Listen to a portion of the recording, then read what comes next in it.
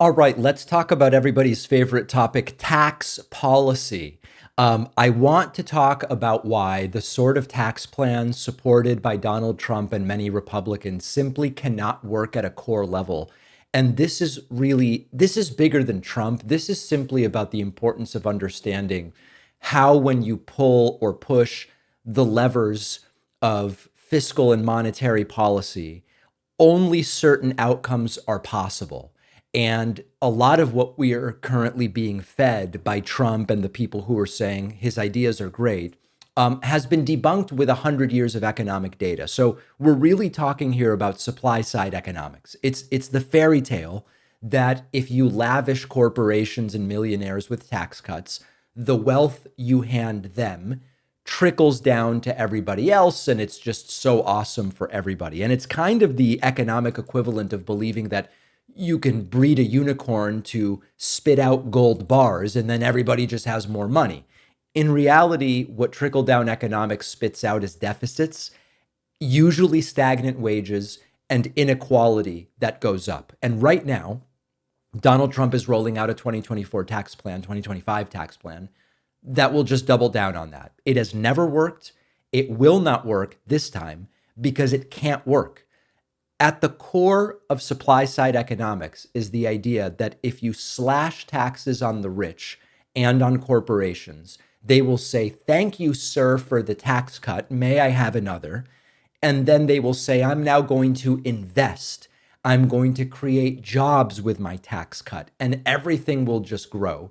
And maybe it sounds nice on paper. I mean, the idea that everything's better for everybody, sure, it sounds nice. The problem is it doesn't work in the real world. In particular, it doesn't work because people usually invest based on demand for what they're selling, not because they just got a tax cut.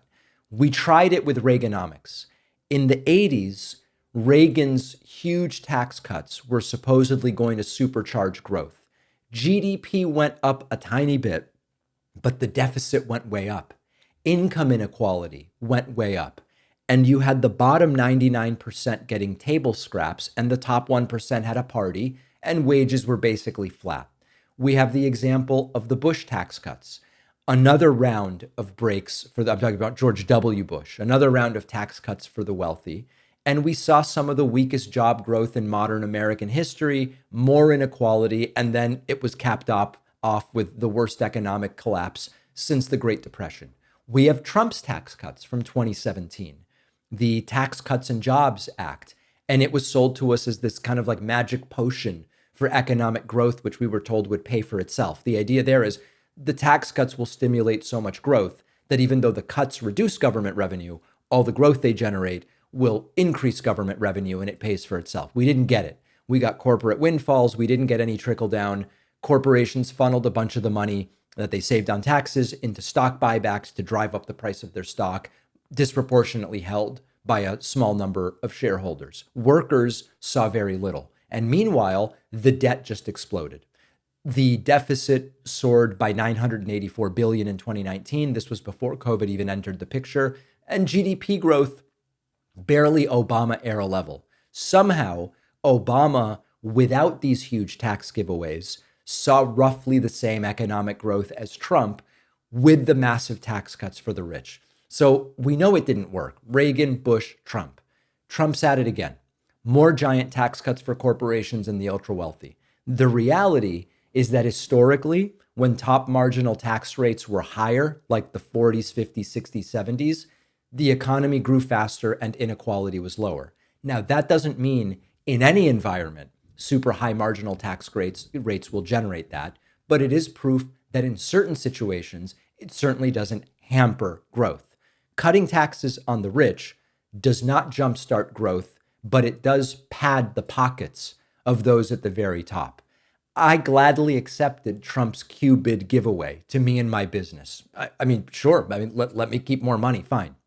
But I can't honestly argue that it was good for the economy. It just didn't do anything one way or the other. The point is there's not a secret conspiracy here. And even some right wingers admit that supply side economics does not work the way that they claim. What does work is investing in people, better educating the population, roads, bridges, and infrastructure so that commerce can happen more easily, improving schools, ensuring that lower and middle class folks have a basic level of access to healthcare and to services such that they can be productive members of society. That's called demand side stimulus. That does work historically.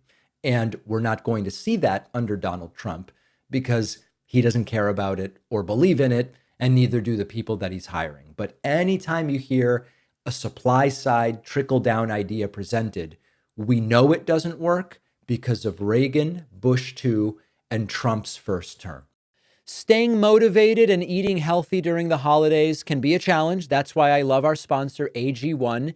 I don't always carefully plan every single meal, so I know I'm getting the exact right amount of every vitamin and nutrient every day. That's why I start the morning with a scoop of AG1 before my cappuccino. I mix AG1 into a glass of cold water. That's it. Tastes good. One scoop. I get an entire day's worth of 75 high-quality vitamins and minerals and probiotics from whole food sources. The travel packs are a lifesaver when on the go. You know, I would not promote the bogus supplements with the crazy claims. This is really simple. AG1 is a simple product. You get your vitamins and nutrients in a simple form rather than messing with a million different tablets and capsules, and just get it all together in one shot. This new year, try AG1 for yourself. Great time to start a new habit. AG1 is offering new subscribers a free $76 gift when you sign up. You'll get a welcome kit, a bottle of D3K2, and 5 free travel packs in your first box. Go to drinkag1.com/Pacman. The link is in the description.